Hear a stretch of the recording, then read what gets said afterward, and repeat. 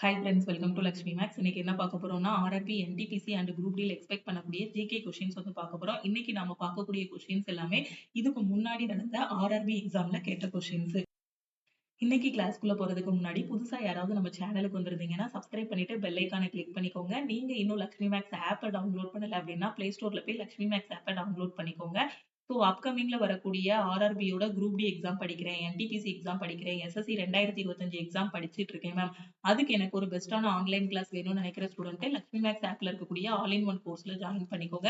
So இந்த கோர்ஸ்ல பாத்தீங்க அப்படின்னா உங்களுக்கு எல்லா சப்ஜெக்ட்டும் கவர் பண்ணியிருப்போம். எல்லா எக்ஸாமுக்குமான கிளாஸஸ், மெட்டீரியல்ஸ் எல்லாமே ப்ரொவைட் பண்ணியிருப்போம். இதோட வேலிடிட்டி வந்து உங்களுக்கு லைஃப் டைம் வேலிடிட்டி. இதோட ஃபீஸ் பாத்தீங்கன்னா 1999. ஒரு டைம் நீங்க 1999 பே பண்ணிட்டீங்கன்னா உங்களுக்கு லைஃப் டைம் வேலிடிட்டி இருக்கும். சப்போஸ் நீங்க 1 இயர் வேலிடிட்டில ஜாயின் பண்றீங்க அப்படின்னா 1499 பே பண்ணி ஜாயின் பண்ணிக்கலாம். இதுல எப்படி ஜாயின் பண்ணணும்னா, இதுதான் நம்ம டீமோட வாட்ஸ்அப் நம்பர். இந்த நம்பரை உங்க போன்ல லக்ஷ்மி மேக்ஸ்ன்னு சேவ் பண்ணிட்டு இந்த நம்பருக்கு I want to join all in one message அனுப்புனீங்கன்னா டீம்ல இருந்து கான்டாக்ட் பண்ணிட்டு ஜிபே நம்பர் இல்ல அக்கௌண்ட் நம்பர் கொடுப்பாங்க. அதுக்கு கோர்ஸோட ஃபீஸ் பே பண்ணிட்டு பேமெண்டோட ஸ்கிரீன்ஷாட் சென்ட் பண்ணீங்கன்னா டீம் வந்து பேக் எண்ட்ல இருந்து உங்களுக்கு அக்சஸ் கொடுத்துருவாங்க. ஓகேவா? ஸோ இன்னைக்கு நாம பார்க்கக்கூடிய கிளாஸ் பாத்தீங்கன்னா 5வது கிளாஸ். இதுக்கு முன்னாடி ஒரு 4 கிளாஸ் கம்ப்ளீட் பண்ணிட்டோம்.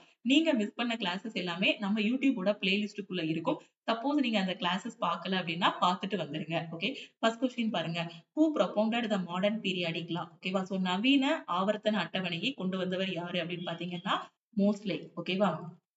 The modern periodic law and table was invented by Henry மோஸ்லே in 1913. ஓகேவா? ஸோ மாடர்ன் பீரியாடிக் டேபிள் வந்து யாரு கண்டுபிடிச்சாங்க அப்படின்னு பாத்தீங்கன்னா மோஸ்ட்லி வந்து 1913ல வந்து கண்டுபிடிப்பாரு. ஓகே, இவருக்கு முன்னாடி பாத்தீங்க அப்படின்னா மேண்டலிவ்ஸ் வந்து என்ன பண்ணுவாரு அப்படின்னு பாத்தீங்கன்னா நோன் எலமெண்ட்ஸ் எல்லாத்தையுமே என்ன பண்ணுவாருன்னா ஒரு டேபிள்ல வச்சிருப்பாரு. ஓகேவா?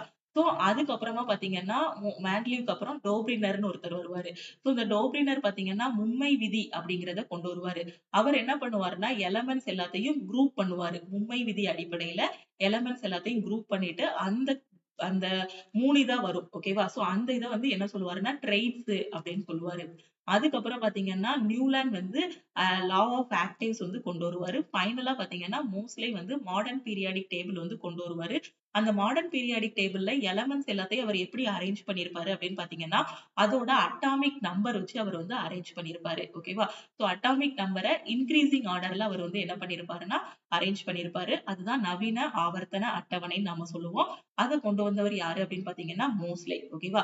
சோ இது எல்லாமே டீடைலா ஆல்ரெடி நம்மளோட சயின்ஸ் கோர்ஸ்லயும் ஆல் இன் ஒன் கோர்ஸ்லயும் நாம பார்த்திருக்கோம். ஓகே, அடுத்த கொஸ்டின் பாருங்க. Which field did Ashok Kumar Vishwas receive the Padma Shri award in January 2024? ஜனவரி 2024 மாதத்தில் அசோக் குமார் விஸ்வாஸ் எந்த துறையில் பத்மஸ்ரீ விருதை பெற்றார்? ஸோ ஜனவரி 2024ல அசோக் குமார் விஸ்வாஸ்க்கு பத்மஸ்ரீ விருது வந்து கொடுத்திருக்காங்க. ஸோ அவர் எந்த துறையை சேர்ந்தவர் அப்படின்னு பாத்தீங்கன்னா கலைத்துறையை சேர்ந்தவர், ஆர்ட்ஸ். ஓகேவா? ஸோ அவர் வந்து திக்குலி கதையை புதுப்பிப்பதில் குறிப்பிடத்தக்க பங்களிப்பிற்காக அவருக்கு வந்து பத்மஸ்ரீ விருது வந்து கொடுத்திருக்காங்க.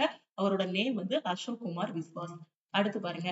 In February 2024, Prime Minister Narendra Modi announced that M.S. Swaminathan will be honored with the Bharat Ratna. ஓகேவா? சோ பிப்ரவரி 2024ல பிரைம் மினிஸ்டர் மோடி என்ன சொல்லியிருக்காருன்னா எம்.எஸ். சுவாமிநாதனுக்கு பாரத ரத்னா விருது வந்து குடுக்குறாங்க. ஓகேவா? சோ குடுத்தாங்க. ஓகேவா? சோ இப்போ என்ன கொஸ்டின்னா எம்.எஸ். சுவாமிநாதன் யாரு அப்படின்னு கேட்டிருக்காங்க. சோ இது எல்லாருக்குமே தெரிஞ்சிருக்கும். அப்படிதானே? 2024 பிப்ரவரியில் எம்.எஸ். சுவாமிநாதனுக்கு பாரத ரத்னா விருது வழங்கப்படும் என்று பிரதமர் நரேந்திர மோடி அறிவித்தார். எம்.எஸ். சுவாமிநாதன் என்பவர் யாருன்னு கேட்டிருக்காங்க. சோ இவர் யாருன்னா ஒரு அக்ரிகல்ச்சரல் சயின்டிஸ்ட், ஒரு வேளாண் விஞ்ஞானி. ஓகே, சோ அடுத்து பாருங்க. The dash is the site of the complete digestion of carbohydrate, protein and fat. ஓகேவா? சோ இந்த கார்போஹைட்ரேட், புரோட்டீன், ஃபேட் எல்லாமே கம்ப்ளீட்டா எங்க வந்து டைஜஸ்ட் ஆகும் இதான் கேட்டிருக்காங்க. டேஷ் என்பது கார்போஹைட்ரேட்டுகள், புரதங்கள் மற்றும் கொழுப்புகளின் முழுமையான செரிமானத்தின் தளமாகும். எது அப்படின்னு பாத்தீங்கன்னா ஸ்மால் இன்டெஸ்டைன். எங்க அப்படின்னு பாத்தீங்கன்னா சிறுகுடல். ஓகேவா? சோ இந்த கார்போஹைட்ரேட், புரதம், கொழுப்பு எல்லாமே எங்க வந்து இதாகும் செரிக்கும் அப்படின்னு பாத்தீங்கன்னா சிறுகுடல்ல, ஸ்மால் இன்டெஸ்டைன்ல தான் செரிக்கும். சோ அங்க பாத்தீங்க அப்படின்னா வில்லின்னு சொல்லக்கூடிய குடல் உறிஞ்சிகள் வந்து இருக்கும். ஓகேவா? சோ அது எல்லாமே செரிக்கப்பட்டு குடல் உறிஞ்சிகளால் என்ன ஆகும் அப்படின்னு பாத்தீங்கன்னா உறிஞ்சப்படும். ஓகேவா? சோ இதுல முக்கியமானது பாத்தீங்கன்னா சிறுகுடல்ல தான் கார்போஹைட்ரேட், புரதம், கொழுப்பு எல்லாமே செரிக்கும். சோ அந்த சிறுகுடல்ல பாத்தீங்கன்னா குடல் உறிஞ்சிகள் இருக்கும். அந்த குடல் உறிஞ்சிகளோட பேரு பாத்தீங்கன்னா வில்லி அப்படின்னு சொல்லுவோம். தமிழ்ல வந்து வில்லைன்னு கூட குடுத்திருக்கோம் சில இடத்துல. ஓகே, வில்லின்னு குடுத்திருக்கோம். வில்லைன்னு கொடுத்திருப்பாங்க. ஓகேவா? சோ கார்போஹைட்ரேட்டுகள் குளுக்கோஸ் போன்ற எளிய சர்க்கரைகளாக உடைக்கப்படுகின்றன. ஓகே, கார்போஹைட்ரேட் எல்லாமே பாத்தீங்கன்னா சிறுகுடல்ல வந்து எப்படி மாத்துறாங்க? குளுக்கோஸா மாத்துது. ஓகேவா? அப்புறம் புரதங்கள் எல்லாமே எப்படி மாறுதுன்னா அமினோ அமிலங்களா மாறுது. ஓகேவா? சோ அதுக்கப்புறம் கொழுப்புகள் பாத்தீங்கன்னா கொழுப்பு அமிலங்களா மாறுது. ஓகேவா? சோ புரியுதா? சோ செரிமானத்தின் போது கார்போஹைட்ரேட்டுகள் வந்து எப்படி மாறுது அப்படின்னு கேட்பாங்க. சோ குளுக்கோஸா மாறுது. புரதங்கள் எல்லாமே அமினோ அமிலங்களா மாறுது. சோ கொழுப்புகள் எல்லாமே கொழுப்பு அமிலங்களா வந்து மாறுது. ஓகேவா? சோ சிறுகுடலோட 3 பகுதி எது அப்படின்னும் அடிக்கடி எக்ஸாம்ல கேட்டிருக்காங்க. Duodenum, jejunum, ileum. இது 3மே பாத்தீங்கன்னா சிறுகுடலோட 3 பகுதிகளா இத வந்து பிரிக்கலாம். ஓகே, சோ பாத்துக்கோங்க. எக்ஸாம்ல ஆட் ஒன் அவுட் மாரி குடுப்பாங்க. ஏ, பி, சின்னு குடுத்துட்டு டியோடினம், ஜிஜினம், இலியம் குடுத்துட்டு இங்க ஆப்ஷன் டில ஏதாவது ஆட் ஒன் அவுட் மாரி குடுத்திருப்பாங்க. சோ கீழ இருக்கிறதுல பாத்தீங்கன்னா சிறுகுடலோட 3 பகுதிகள்ல எது வந்து ஆட் ஒன் அவுட் அப்படிங்கிற மாரி கேட்பாங்க. ஓகேவா? சோ புரியுதா? அடுத்த கொஸ்டின் பாருங்க. which of the following is not a source of protein? பின்வருவனவற்றில் எது புரதத்தின் ஆதாரமாக இல்லை? சோ ஃபிஷ், மீன்ல பாத்தீங்க அப்படின்னா புரதம் இருக்கு. மீட், இறைச்சியிலையும் புரதம் இருக்கு. மில்க், பால்ல புரோட்டீன் இருக்கு. லெமன்ல வந்து என்ன இல்ல? புரோட்டீன் வந்து இத கம்பேர் பண்ணும்போது அந்த அளவுக்கு அதிகமா இல்ல. சோ புரோட்டீன் அதிகமா கிடைக்கணும்னாலே நம்மள என்ன சொல்லுவாங்க? மீன் சாப்பிடுங்க, பால் சாப்பிடுங்க இந்த மாதிரி தானே சொல்லுவாங்க. அப்போ லெமன்ல வந்து என்ன இல்ல? புரோட்டீன் வந்து இல்ல. ஓகேவா? எலுமிச்சை ஒரு பழம் மற்றும் கணிசமான அளவு புரதத்தை கொண்டிருக்காததால் புரதத்தின் ஆதாரமாக இல்லை. ஓகே. சோ புரோட்டீன் வந்து பாத்தீங்கன்னா தசை வளர்ச்சி மற்றும் பழுது மற்றும் உடலின் பல்வேறு வளர்சிதை மாற்ற செயல்பாடுகளுக்கு தேவையான ஒரு அத்தியாவசியமான ஒரு ஊட்டச்சத்து தான் எது அப்படின்னு பாத்தீங்கன்னா புரோட்டீன். ஓகேவா? அடுத்து பாருங்க. சங்கீத் நாடக அகாடமி ஃபெல்லோ. ஓகேவே. Akademi Ratna has been awarded to. ஓகேவா? சோ இந்த அவார்ட் வந்து யாருக்கு குடுத்தாங்கன்னு கேட்டிருக்காங்க. ஓகே. சோ சங்கீத நாடக அகாடமி ஃபெல்லோன்னு சொல்லுவாங்க. இல்ல அகாடமி ரத்னா டேஸுக்கு வழங்கப்பட்டதுன்னு கேட்டிருக்காங்க. யாருக்குன்னா ஜதீன் கோஸ்வாமி. ஓகேவா? சோ இவருக்கு தான் குடுத்திருக்காங்க. ஓகே. சோ இவர் வந்து எந்த மாநிலத்தை சேர்ந்தவர்? எந்த ஸ்டேட்காரரு அப்படின்னு பாத்தீங்கன்னா அஸ்ஸாம். ஓகேவா? சோ இவர் வந்து ஒரு நடன கலைஞர். ஓகே. சோ ஜதீன் கோஸ்வாமி. எக்ஸாம்ல கேட்பாங்க. ஜதீன் கோஸ்வாமி யாருன்னு கேட்பாங்க. ஓகேவா? சோ அவர் வந்து யாருன்னா ஒரு நடன கலைஞர். இவர் எந்த மாநிலத்தை சேர்ந்தவர் அப்படின்னு பாத்தீங்கன்னா அஸ்ஸாமை சேர்ந்தவர். ஓகேவா? சோ சங்கீத நாடக அகாடமி. ஓகேவா? சோ இதுக்கு அந்த அகாடமி ரத்னா இது யாருக்கு குடுத்திருக்காங்கன்னு கேட்பாங்க. ஜதீன் கோஸ்வாமிக்கு. இல்லன்னா சங்கீத நாடக அகாடமி ஃபெல்லோ வந்து ஜதீன் கோஸ்வாமிக்கு வந்து வழங்கப்பட்டது. இவர் எந்த மாநிலத்தை சார்ந்தவர் அப்படின்னு கேட்பாங்க. இல்லன்னா இவர் எந்த கலையோடு தொடர்புடையவர் அப்படின்னும் கேட்பாங்க. ஓகேவா? சோ அவர் வந்து நடன கலைஞர். அடுத்து பாருங்க. which of the following oil seeds is grown both as a rabi crop and a kharif crop? பின்வரும் எண்ணெய் வித்துகளில் குறுவை சாகுபடி மற்றும் சம்பா சாகுபடி என இரண்டிலும் எது வந்து பயிரிடப்படுதுன்னு கேட்டிருக்காங்க. எது அப்படின்னு பாத்தீங்கன்னா கேஸ்டார் சீடு. ஆமணக்கு விதை வந்து பாத்தீங்கன்னா குறுவை சாகுபடியிலையும் பயிரிடப்படுது, சம்பா சாகுபடியிலையும் பயிரிடப்படுது. ஓகேவா? சோ அடுத்து பாருங்க. This is associated with spoilage, development of flavours, deterioration of textures, discoloration and loss of nutritional value. This என்பது கெட்டுப்போதல், துர்நாற்றம் உருவாதல், அமைப்புகளின் சிதைவு, நிறமாற்றம் மற்றும் ஊட்டச்சத்தையோட மதிப்பு இழப்பு ஆகியவற்றுடன் தொடர்புடையது. சோ இது வந்து எதுக்கான ஒரு இது டெஃபினிஷன் மாதிரி அப்படின்னு பாத்தீங்கன்னா ஃபுட் டெட்ராயரேஷன். ஓகேவா? சோ அதாவது உணவு சிதைவடைதல். ஓகேவா? சோ உணவு சிதைவு. ஓகேவா? So food processing அப்படின்னா it can be any method used to turn raw food into food products. It can involve one or a combination of the following: washing, chopping, pasturing, freezing, fermenting, packaging. இது எல்லாமே இது பண்றது தான் என்னன்னா food processing. Food preservation அப்படின்னு பாத்தீங்கன்னா ரொம்ப நாளைக்கு கெட்டு போகாம அப்படியே preserve பண்ணி பாதுகாத்து வைக்கிறது தான் என்ன அப்படின்னு பாத்தீங்கன்னா food preservation. It is a process of treating and handling food to prevent or slow down its spoilage. ஓகேவா? சோ பிரிசர்வா வச்சிருக்கிறது. ஓகே. சோ ஒரு எந்த இதுனாலுமே பாத்தீங்கன்னா எந்த உணவுனாலுமே கெட்டு போயிரும். சில உணவுகள் பாத்தீங்கன்னா கெட்டு போகாம ரொம்ப நாளைக்கு அப்படியே வச்சிருப்பாங்க. சோ அதுதான் என்னன்னா ஃபுட் பிரிசர்வேஷன். ஃபுட் கன்சர்வேஷன் அப்படின்னா it is the practice of keeping food fresh and edible for a long as possible. ஓகேவா? சோ ஃப்ரெஷ்ஷாவும் ரொம்ப நாளைக்கு இது பண்ணி வச்சிருக்கிறது தான் எது அப்படின்னு பாத்தீங்கன்னா ஃபுட் கன்சர்வேஷன். ஓகே. உணவு பதப்படுத்தும் முறை, உணவு பேணுதல், உணவு பாதுகாப்புன்னு சொல்லியிருக்காங்க. ஓகே. உணவு பதப்படுத்தும் முறைனா மூல உணவை உணவுப் பொருட்களாக மாற்ற எந்த முறையும் பயன்படுத்தப்படலாம். சோ அதுல வந்து பாத்தீங்கன்னா கழுவுதல், நறுக்குதல், பதப்படுத்துதல் இது எல்லாமே. ஓகேவா? சோ அதே மாதிரி உணவு பேணுதல்னா ரொம்ப நாளைக்கு அது ஸ்பாயில் ஆகாம அப்படியே பிரிசர்வ் பண்ணி வச்சிருக்கிறது. ஓகேவா? உணவு கெட்டு போவதை தடுக்க அல்லது மெதுவாக கையாளும் செயல்முறை. உணவு பாதுகாப்பு முடிந்தவரை உணவை புதியதாகவும் உண்ணக்கூடியதாகவும் வைத்திருக்கும் வழக்கம். ஓகேவா? சோ அடுத்து பாருங்க, who among the following was famously known as the parrot of India? ஓகேவா, parrot of Indiaன்னு யார சொல்லுவோம் அப்படின்னு பாத்தீங்கன்னா அமீர். ஓகேவா, சோ இவரதான் என்ன சொல்லுவாங்க அப்படின்னு பாத்தீங்கன்னா இந்தியாவின் கிளி அப்படின்னு சொல்லுவாங்க. ஓகே, சோ அமீர் குஸ்ரு அப்படின்னு யாரு அப்படின்னு பாத்தீங்கன்னா 13ஆம் நூற்றாண்டில் வாழ்ந்த ஒரு முக்கிய கவிஞர், இசைக்கலைஞர் மற்றும் அறிஞர். ஓகேவா, சோ அவர்தான் யாருன்னா அமீர் குஸ்ரு. இவரதான் பாத்தீங்கன்னா பேரட் ஆஃப் இந்தியான்னு சொல்லுவாங்க. இது அடிக்கடி எக்ஸாம்ல கேட்டிருக்காங்க. ஓகே. ஓகே, சோ கவிதை, இசை மற்றும் மொழி உள்ளிட்ட பல்வேறு துறைகளில் அவரது விதிவிலக்கான திறமை மற்றும் தேர்ச்சியின் காரணமாக இவரை வந்து டியூட்டி இ ஹிந்த் அப்படின்னு சொல்லுவாங்க, இல்லைன்னா இந்தியாவின் கிளின்னு சொல்லுவாங்க. எக்ஸாம்ல டியூட்டி இ ஹிந்துன்னு கொடுத்திருப்பாங்க, இல்லைன்னா இந்தியாவின் கிளி அப்படிங்கிற மாதிரியும் கொடுத்திருப்பாங்க. சோ ரெண்டுமே படிச்சுக்கோங்க. ஓகேவா, சோ இப்போ ஆப்ஷன் பாத்தீங்கன்னா ஆப்ஷன்ல வந்து லதா மங்கேஷ்கர் நேம் இருந்துச்சு. ஓகே, சோ இவங்களை வந்து எல்லாருக்குமே தெரியும். இவங்க வந்து ஒரு பின்னணி பாடகி. அதுக்கப்புறம் பண்டிட் ரவிசங்கர். சோ இவரையும் அடிக்கடி நம்ம படிச்சிருப்போம் அப்படிதானே ஜிகே படிக்கும்போது. இவர் வந்து ஒரு சித்தார் இசை கலைஞர். ஓகேவா, சோ அதுக்கப்புறம் பாத்தீங்கன்னா காளிதாஸ், இவரையும் தெரியும் அப்படிதானே. சோ பண்டைய இந்தியாவில் புகழ்பெற்ற சமஸ்கிருத கவிஞர் மற்றும் நாடக ஆசிரியர் தான் யாருன்னா Kalidas. Okay, what is the chemical name of baking soda? அடிக்கடி நிறைய எக்ஸாம்ல கேட்டிருக்காங்க. பேக்கிங் சோடாவின் வேதியியல் பெயர் என்ன? Sodium bicarbonate. ஓகேவா, சோ இல்லனா இதை எப்படி சொல்லலாம்னா சோடியம் ஹைட்ரஜன் கார்பனேட்னு சொல்லுவாங்க. சோடியம் பை கார்பனேட்னு சொல்லலாம், இல்லனா சோடியம் ஹைட்ரஜன் கார்பனேட்னு சொல்லலாம். இதுதான் பேக்கிங் சோடாவோட வேதியியல் பெயர். Okay, so sodium hydrogen carbonate இல்லனா சோடியம் பை கார்பனேட்னு இருக்கும். ரெண்டுமே ஆப்ஷன்ல இருக்கும். சில நேரம் சோடியம் ஹைட்ரஜன் கார்பனேட்னு இருக்கும். இது வந்து அதோட ஐயூபேக் நேம், இல்லனா சோடியம் பை கார்பனேட்னு வச்சிருப்பாங்க. ஓகேவா, சோ ரெண்டுமே சேம் தான். Baking soda is commonly used household chemical compound that is also known as sodium bicarbonate or sodium hydrogen carbonate. ரெண்டுமே ஒண்ணுதான். ஓகே, சோ இதோட கெமிக்கல் ஃபார்முலா பாத்தீங்கன்னா NaHCO3. சோடியம்னா Na, பைக்கு H, இல்லனா ஹைட்ரஜனுக்கு Hன்னு வச்சுக்கோங்க. கார்பனேட் வந்து CO3. ஓகேவா, சோ அதான் பிரிச்சு தெளிவா சொல்லியிருக்கேன். சோடியம்ங்கிறது Na, ஹைட்ரஜன்ங்கிறது H, கார்பன் C, அதுக்கப்புறம் ஆக்சிஜன் O. அந்த CO3 சேர்த்து சொல்லும்போது கார்பனேட்னு சொல்லுவோம். ஓகே, அடுத்து பாருங்க, who received a Nobel Prize for dismantling apartheid in South Africa?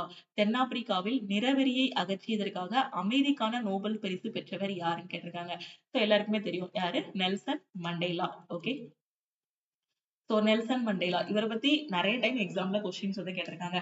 இவரோட ஆட்டோபயோகிராபி பாத்தீங்கன்னா லாங் வாக் டு ஃப்ரீடம். ஓகேவா, சோ இவரோட சுயசரிதை அப்படின்னு சொல்லுவோம். ஓகேவா, சோ இப்போ காந்தியோட சுயசரிதை பாத்தீங்க அப்படின்னா சத்திய சோதனை. ஓகேவா, சோ அது வந்து காந்தியோட சுயசரிதை. அதே மாதிரி இவர் மண்டேலா, நெல்சன் மண்டேலாவோட சுயசரிதை பாத்தீங்கன்னா லாங் வாக் டு ஃப்ரீடம் வந்து இவரோட ஆட்டோபயோகிராபி. ஓகே, சோ இது அடிக்கடி எக்ஸாம்ல கேட்டிருக்காங்க. லாங் வாக் டு ஃப்ரீடம் வந்து யாரோட ஆட்டோபயோகிராபின்னு கொடுத்துட்டு option A Nelson Mandela, option B Mahatma Gandhi, option C Nehru, இந்த மாதிரி கொடுத்திருப்பாங்க. Okay, so long walk to freedom வந்து நெல்சன் மண்டேலாவோட ஆட்டோபயோகிராபி. ஓகே, சோ இவரோட ஃபுல் நேம் வந்து பாத்துக்கோங்க, நெல்சன் ரோலி. இதெல்லாம் அடிக்கடி கேட்க மாட்டாங்க, ஜஸ்ட் பார்த்து வச்சுக்கோங்க.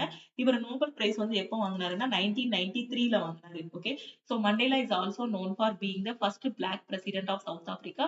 1994 to 1999 வரைக்கும் சவுத் ஆப்பிரிக்காவோட ஃபர்ஸ்ட் பிளாக் பிரசிடென்ட். ஓகேவா, சோ ஒவ்வொரு இனமா பிரிச்சு வச்சிருப்பாங்க, மக்களோட நிறத்தின் அடிப்படையில பிரிச்சு வச்சிருப்பாங்க. அந்த இதுல பாத்தீங்கன்னா அவர் வந்து பிளாக் பிரசிடென்டா இருந்தாரு 1994 to 1999. அந்த நிறவெறிக்கு எதிரா போராடினவர் தான் யாரு அப்படின்னு பாத்தீங்கன்னா நெல்சன் மண்டேலா. ஓகே, ஓகே, அடுத்து இதுவும் அடிக்கடி கேட்டிருக்காங்க. நெல்சன் மண்டேலா இன்டர்நேஷனல் டே பாத்தீங்க அப்படின்னா 18 ஜூலை வந்து என்ன பண்றாங்கன்னா செலிப்ரேட் பண்றாங்க. ஓகேவா, 18 ஜூலை வந்து Nelson Mandela international day. Okay, so இது போக இன்னும் நிறைய கொஸ்டின்ஸ் வந்து இருக்கு. அந்த கொஸ்டின்ஸ் எல்லாத்தையும் நம்ம அடுத்தடுத்த கிளாஸ்ல வந்து டிஸ்கஸ் பண்ணலாம். சோ டெய்லி வரக்கூடிய கிளாஸஸை மிஸ் பண்ணாம பாருங்க. இதுக்கு முன்னாடி நான் கொடுத்த கிளாஸஸ் வந்து தனியா பிளேலிஸ்ட்ல இருக்கும். சப்போஸ் அதை மிஸ் பண்ணிருந்தீங்கன்னா அதையும் பாருங்க. டெய்லி ஒரு 10 கொஸ்டின் படிச்சீங்க அப்படின்னா கண்டிப்பா என்டிபிசி போறதுக்குள்ளயும் குரூப் டி போறதுக்குள்ளயும் நிறைய முக்கியமான கொஸ்டின்ஸ் வந்து கவர் பண்ணிடலாம். சோ இந்த வீடியோல பாத்தீங்கன்னா டெய்லி ஒரு 10 முக்கியமான கொஸ்டின் செலக்டடா கொடுத்துட்டு இருக்கோம். அதனால முடிஞ்ச அளவுக்கு உங்க ஃப்ரெண்ட்ஸுக்கும் இந்த வீடியோவை ஷேர் பண்ணுங்க. ஓகேவா, சோ ஃபர்ஸ்ட் நாள் பார்க்கும்போது தான் என்னடா 10 கொஸ்டின் இருக்க மாதிரி இருக்கும். அதே 10 நாள் பாத்தீங்கன்னா 100 கொஸ்டின் படிச்சுக்கலாம். அதே ஒரு மாசம் அப்படிங்கும்போது பாத்தீங்கன்னா 300 கொஸ்டின். எக்ஸாம் இப்ப குரூப் டி எல்லாம் பாத்தீங்கன்னா 6 மாசம் இருக்கு. அப்ப 6 மாசத்துக்குள்ள எவ்வளவு கொஸ்டின் படிக்கலாம்னு பாருங்க. ஓகேவா, சோ டெய்லி கொஞ்சம் கொஞ்சமா ஃபாலோ பண்ணிட்டு வந்தீங்க அப்படின்னா உங்களுக்கு பர்டனா இருக்காது. சோ டெய்லி ஃபாலோ பண்ணிட்டு வாங்க. இந்த வீடியோக்கு ஒரு லைக் பண்ணிருங்க. உங்க ஃப்ரெண்ட்ஸுக்கும் மறக்காம ஷேர் பண்ணிருங்க. அது மாதிரி கிளாஸோட ஸ்டார்டிங்ல நான் சொன்ன மாதிரி நீங்க இன்னும் ரயில்வே எக்ஸாம்க்கா இருக்கட்டும், எஸ்எஸ்சி எக்ஸாம்க்கா இருக்கட்டும், இன்னும் படிக்கவே ஆரம்பிக்கல. எப்படி படிக்கணும், எங்க இருந்து படிக்கணும்னு தெரியல அப்படிங்கிற ஸ்டூடெண்ட் ஆல் இன் ஒன் கோர்ஸ்ல ஜாயின் பண்ணிக்கோங்க. இதுல உங்களுக்கு எல்லா சப்ஜெக்ட்டுமே கவர் பண்ணியிருப்போம். இதோட வேலிடிட்டி வந்து லைஃப் டைம் வேலிடிட்டி இருக்கும். கிளாஸஸ் எல்லாமே தமிழ் அண்ட் இங்கிலீஷ்ல ப்ரொவைட் பண்ணியிருப்போம். இப்பதான் உங்களுக்கு 20 வயசு ஆகுது. இப்பதான் காம்படிட்டிவ் எக்ஸாமே படிக்க போறீங்க அப்படின்னா, நீங்க all in one course choose பண்ணிட்டு உங்களோட பிரிப்பரேஷன் வந்து ஸ்டார்ட் பண்ணுங்க. ஓகே. ஸோ இதுல உங்களுக்கு எல்லாமே கவர் பண்ணியிருப்போம். இப்ப என்டிபிசிக்கு படிக்கிறீங்க, இன்னும் படிக்கவே ஆரம்பிக்கலங்கிற student so all in one course join பண்ணிட்டீங்கன்னா, என்டிபிசி பேட்ச்ல இருக்கக்கூடிய எல்லாத்தையும் ஃபாலோ பண்ணீங்கன்னா, என்டிபிசி எக்ஸாம் ஃபர்ஸ்ட் அட்டெம்ப்ட்ல கிளியர் பண்ணிடலாம். இல்ல நான் குரூப் டிக்காக படிக்கிறேன் அப்படின்னா, இந்த குரூப் டி பேட்ச்ச வந்து ஃபாலோ பண்ணிக்கலாம். எஸ்எஸ்சில படிக்கிறீங்க அப்படின்னா, எஸ்எஸ்சியோட ஜிடி, சிஹெச்எஸ்எல் அதுக்கான பேட்சஸ நீங்க ஃபாலோ பண்ணிக்கலாம். அதுலயே உங்களுக்கு கிளாஸஸ் இருக்கும், மெட்டீரியல்ஸ் இருக்கும், டெஸ்ட் எல்லாமே ப்ரொவைட் பண்ணிருவோம். ஓகேவா? ஸோ இதுல எப்படி ஜாயின் பண்ணணுங்கிறத நான் கிளாஸோட ஸ்டார்ட்டிங்லயே நான் சொல்லிட்டேன். இதுதான் டீமோட வாட்ஸ்அப் நம்பர். இந்த நம்பர உங்க ஃபோன்ல லக்ஷ்மி மேக்ஸ்ன்னு சேவ் பண்ணிட்டு, இந்த நம்பருக்கு நான் மேல குடுத்திருக்க மெசேஜ சென்ட் பண்ணுங்க. ஓகே. ஸோ நீங்க பே பண்ணக்கூடிய அமௌண்ட் எந்த இடத்துலயுமே வேஸ்ட் ஆகாது. சப்போஸ் நீங்க குரூப் டில ஒரு அசிஸ்டன்ட்டா உள்ள போறீங்கனாலும், அதுக்கடுத்து வரக்கூடிய ஜிடிசி எக்ஸாமுக்கான கிளாஸஸும் இதுல இருக்கு. இல்ல குரூப் டி முடிச்சுட்டு, அதே மாதிரி எஸ்எஸ்சி எக்ஸாம்ஸ் ட்ரை பண்றீங்க. இல்ல என்டிபிசி பாஸ் பண்ணிட்டு எஸ்எஸ்சியோட சிஜிஎல் எக்ஸாம்ஸ் ட்ரை பண்றீங்க.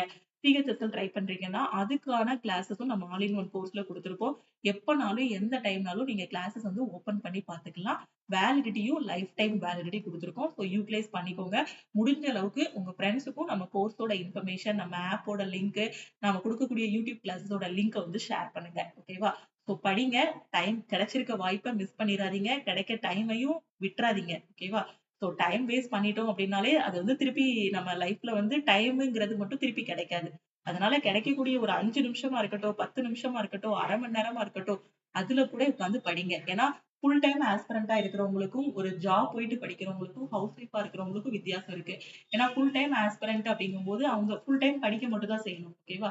ஆனா, ஒரு ஜாப் போயிட்டு நீங்க படிக்கிறீங்க அப்படிங்கும்போது, உங்களுக்கு கிடைக்கிறது அந்த 1/2 மணி நேரம், அந்த 1 மணி நேரம், அந்த 2 மணி நேரம் தான் டைம்னா, அத வேஸ்ட் பண்ணாதீங்க. ஹவுஸ் ஒய்ஃபா இருக்கிற ஸ்டூடண்ட்ஸும் அதான். வீட்ல வேலைகள் எல்லாமே இருக்குன்னா, பேபியும் இருக்காங்க அப்படின்னா, பேபிய வச்சுட்டுனாலும் நம்ம படிக்கணும். அதுக்கு தகுந்த மாரி பிளான் பண்ணிக்கணும். எந்த டைம்ல நம்ம படிக்கணும், எந்த டைம்ல வீட்டு வேலை, எந்த டைம்ல குழந்தைங்கள பார்த்துக்கணுங்கிற மாதிரி. ஸோ எல்லாருக்குமே 24 மணி நேரம் தான் டைமு. அந்த 24 மணி நேரத்துல நம்மளோட ஃபியூச்சருக்காக, நாம சாதிக்கிறதுக்காக எவ்ளோ டைம் ஸ்பெண்ட் பண்றோங்கிறது தான் ரொம்ப முக்கியம். ஓகேவா? ஸோ யூட்டிலைஸ் பண்ணுங்க. பாசிட்டிவா இருங்க. கண்டிப்பா உங்களால சக்சஸ் ஆக முடியும். சக்சஸ்ங்கிறது கண்டிப்பா எல்லாருக்குமே கிடைக்கும். கன்சிஸ்டன்சி, ஹார்ட் ஒர்க் 2யும் விட்றாதீங்க. ஃபாலோ பண்ணிட்டே வாங்க. ஓகே. சோ அது மாரி நம்ம டெலகிராம் குரூப், டெலகிராம் சேனல்ல ஜாயின் பண்ணலன்னா, டெலகிராம் குரூப் அண்ட் சேனல்லயும் ஜாயின் பண்ணிக்கோங்க. இன்ஸ்டாகிராம்லயும் லக்ஷ்மி மேக்ஸ ஃபாலோ பண்ணிக்கோங்க. எக்ஸாம் அப்ளை பண்றதுல ஏதாவது ஒரு டவுட் இருந்தாலும் இந்த நம்பருக்கே கால் பண்ணியோ, வாட்ஸ்அப் பண்ணியோ கேட்டுக்கோங்க. கோர்ஸ் ஜாயின் பண்ணக்கூடிய ஸ்டூடெண்ட் குயிக்கா ஜாயின் பண்ணிக்கோங்க. சப்போஸ் எல்லாமே படிச்சு முடிச்சுட்டேன், டெஸ்ட் பேட்ச் மட்டும் தான் வேணுங்கிற ஸ்டூடெண்ட் என்டிபிசியோட டெஸ்ட் பேட்ச்ல ஜாயின் பண்ணிக்கோங்க. கரண்ட் அஃபேர்ல வீக்கா இருக்க ஸ்டூடெண்ட் கரண்ட் அஃபேருக்கான கோர்ஸும் அவைலபிளா இருக்கு. சோ அதுலயும் நீங்க ஜாயின் பண்ணிக்கலாம். ஓகேவா? Thank you.